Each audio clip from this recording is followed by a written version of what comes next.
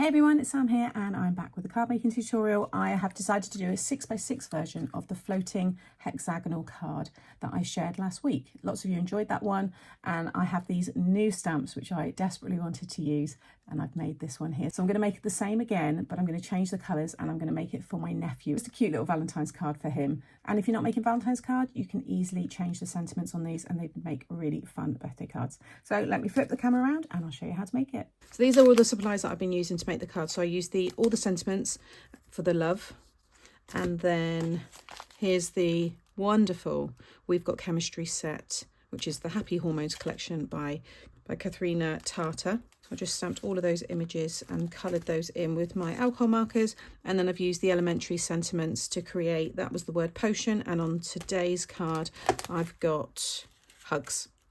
So it's going to have big hugs on this one.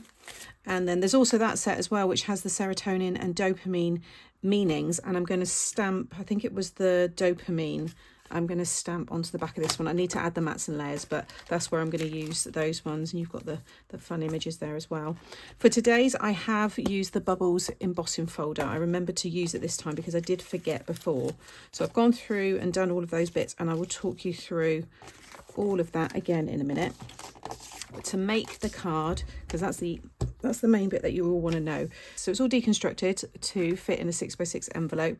So you want one piece of 6x6, nice and easy. This is a 300 GSM smooth cardstock, and then I've got two strips here of 7 by 1 1/4, and along the 7-inch side you're going to score at 1/2 inch, 2.5, 4.5, and 6.5.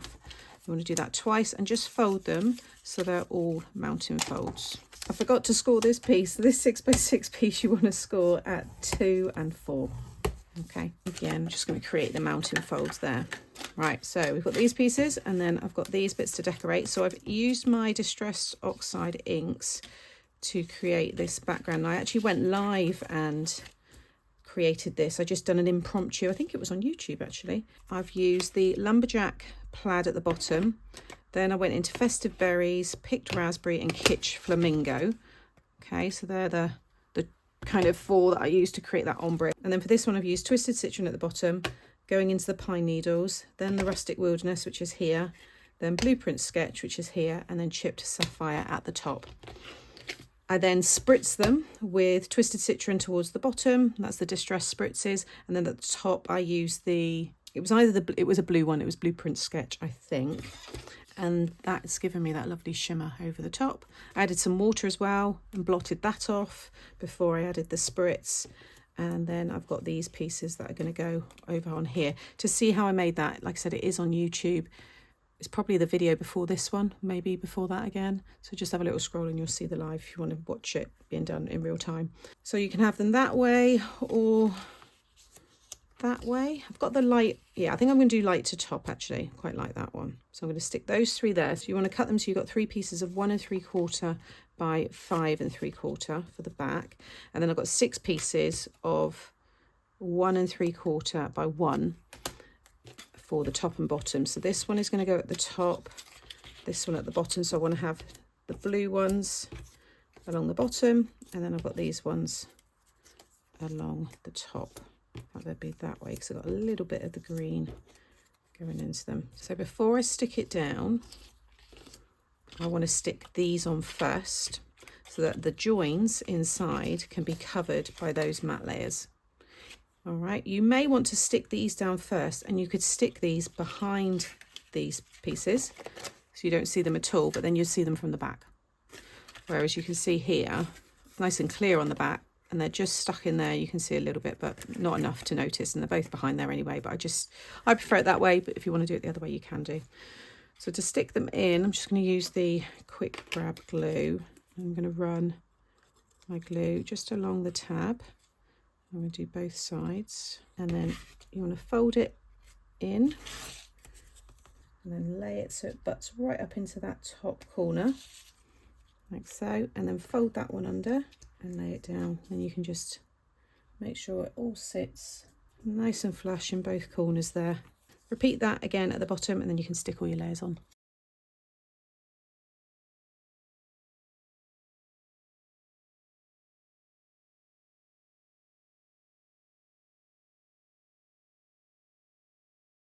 So that's everything stuck down. What I've now got is a piece of acetate, which is just under 6 inches, just a little bit under, and then a little bit under 2 inches. This is optional, but I do find it quite a handy little support that will stick between the middle one there.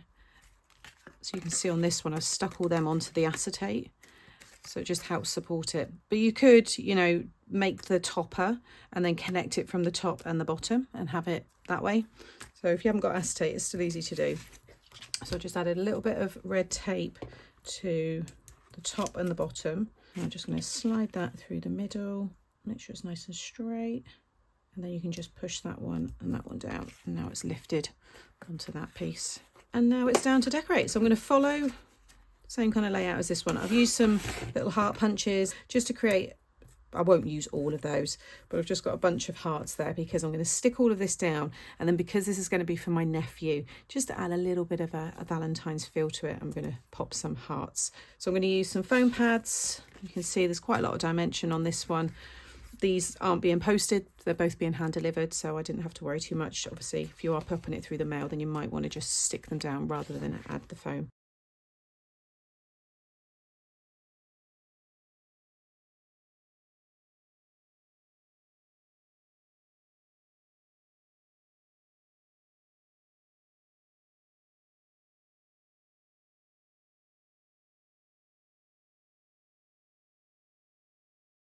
So that's where we are so far. I think it looks really nice with the red hearts added in. And then I'm going to finish it with some of my water droplets. And you can see where I've added these. And once the glue dries clear underneath, I think they always add a really nice touch to your card. So I'm going to add those.